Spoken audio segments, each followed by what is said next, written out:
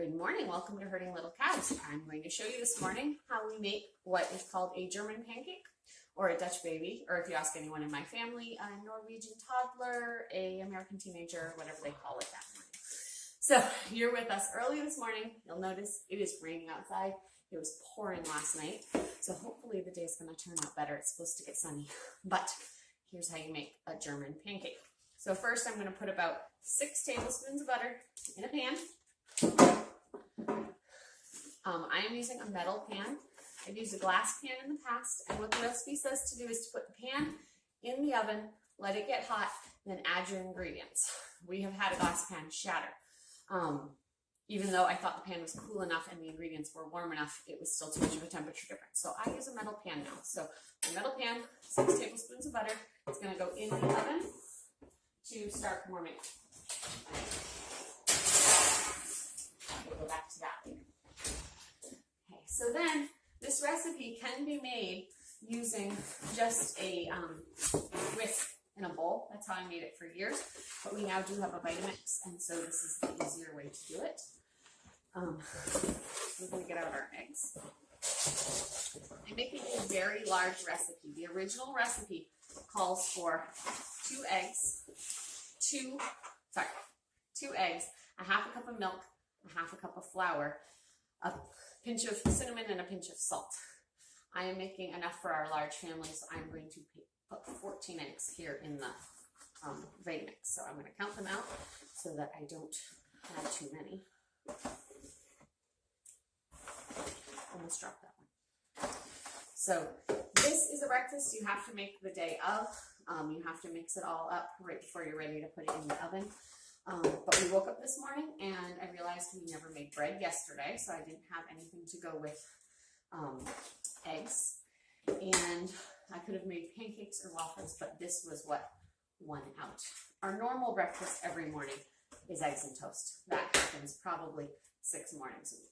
But if mommy's a slacker or just went outside and enjoyed the sun yesterday instead of making bread, then bread does not get made, which means we're a day behind in getting our eggs and toast. We will be making bread later today, and there may even be a video with that, because today is Saturday here in Maine, and as I discussed on our video last week about making the baked oatmeal, we use Saturday as a prep day to get ourselves ready for Sunday. So pretty much every Saturday we make bread, unless we had the chance to do it Friday. We make 4 loaves at a time, which will last us 2 to 3 days, depending on how much bread we're using in each meal. But because we don't have bread made, it will definitely be a project today to make our meals easy for tomorrow. I'm not sure what we're going to make for our other meals tomorrow yet, so come back to see later when I make the bread video. I'll explain what other meals we're making. Whoops. Do not add eggshells. They do not benefit this recipe at all. So drop the eggshell and just get it out. Sorry, there's a lot of eggs to crack. Almost done.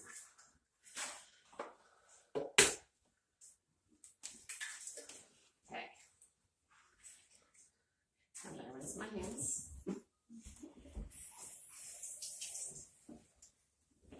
That one's pretty easy.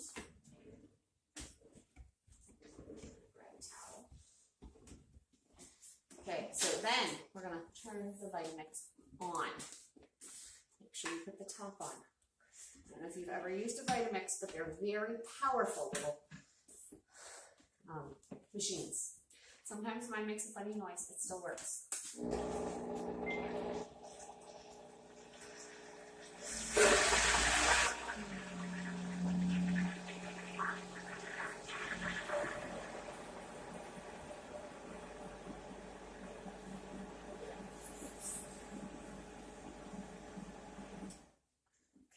I'm going to measure out some milk while I'm letting the eggs continue to aerate, I guess you would say. You want the eggs really nice and beaten up, which again, you can do with a whisk. I used to not beat them quite as much when I had to do it by hand, but there's no leavening in this recipe except for the eggs. So because I'm using a blender and it makes it easy, I let them get nice and aerated before I put in the next ingredients. So I'm gonna turn that on while I get the milk. Because I did 14 eggs, I need a half a cup of milk per 2 eggs. So that's 3.5 cups of milk. If I did my measurements wrong, hopefully Mark will tell me before I put it in. So 14 eggs, 3.5 cups of milk.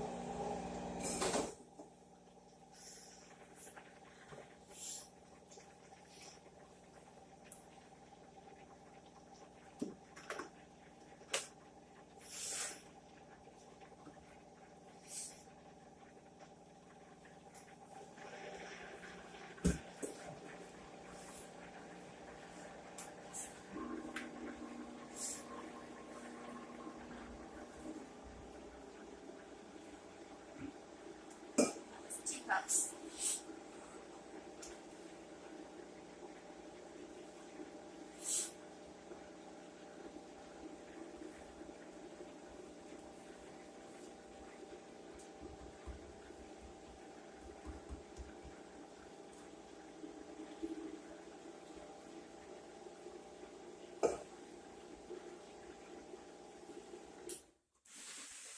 Hey, you will notice my mixer is pretty full. This recipe is as much as I can make in my mixer, and it still gets right to the top.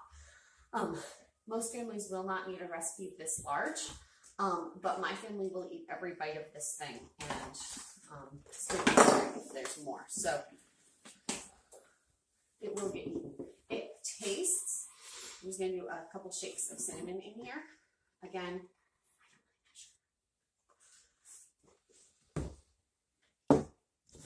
and we're going to, sorry, Mark is motioning to me from behind the camera, so that's what you see.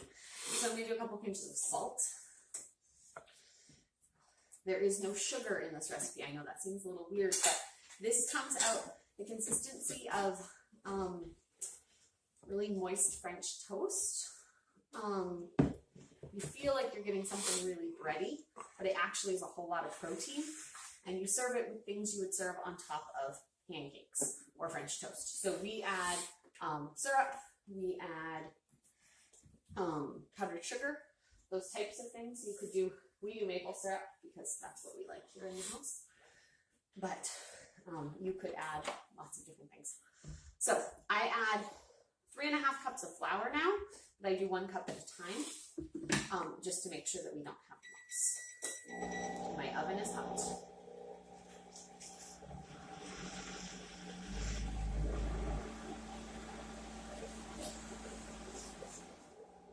So we give it a quick mix, add another cup of flour, for a total of 3.5 cups.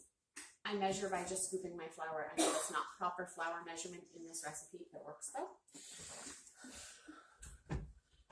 That's how we roll around here. Just want to make sure that gets mixed.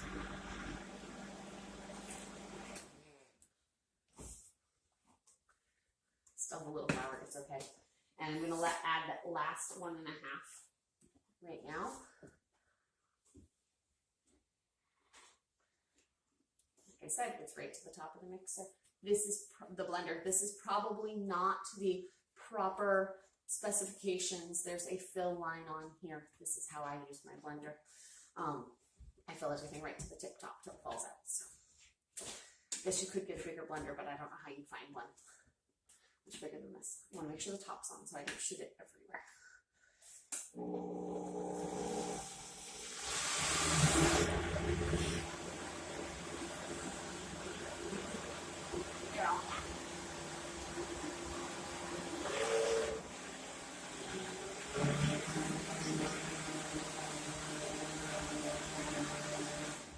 Okay, this is where you have to be careful. I open the top to see if there's any chunks of flour left, because opening this is going to be difficult. So we're going to make a camera adjustment, and I'll show you how to do the rest. Now we're going to take this out of the oven. It's hot, so be very careful.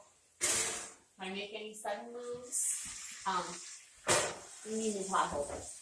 So you want to make sure that your oven rack is low enough. This is going to rise hugely. We'll see at the end of the video how big it is.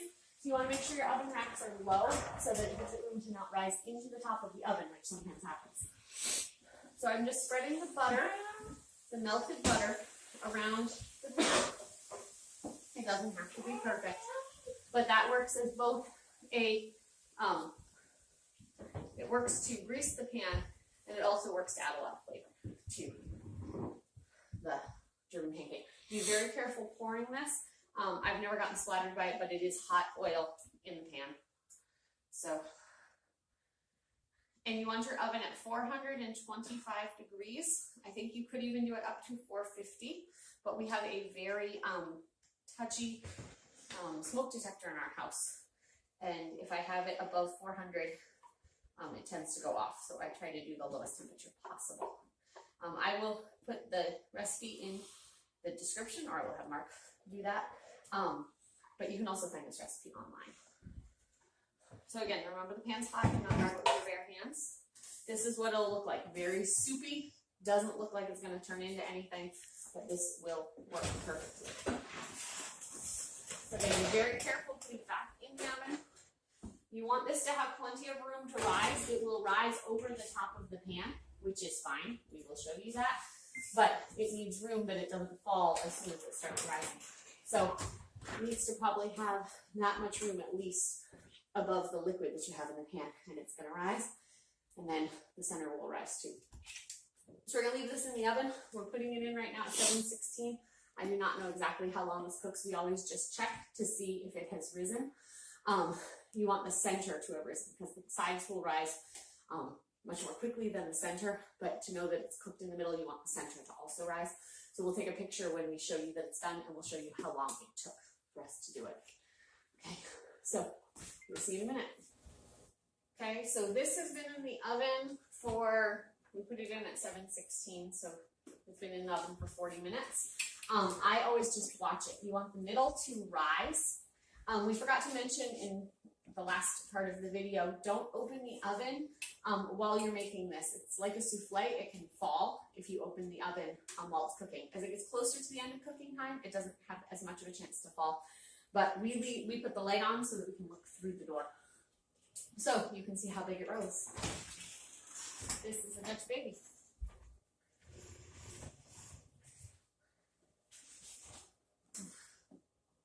As you can see, you want to make sure that the middle part of this has risen. This has risen just above the top of the pan. There's not a specific place to have it rise to, but the center will stay down until it's cooked. So you need to make sure that you let that rise. These edges have been up out of the pan for probably 20 minutes. So you got to be patient, wait for the middle to cook. But we are going to cut it open, and we will put a couple pictures at the end of the video so you can see what it looks like. But again, it's kind of like really moist French toast.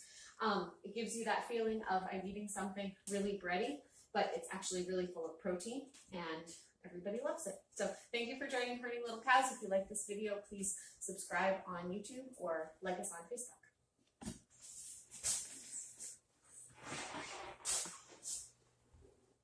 Yummy good. Did you see that? Did anybody else just see that? What?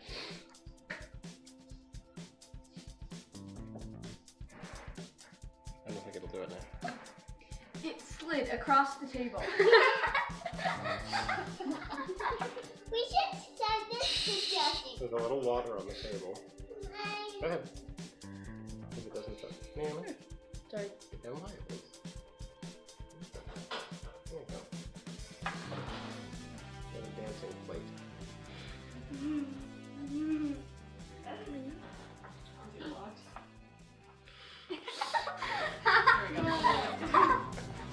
The plate's still running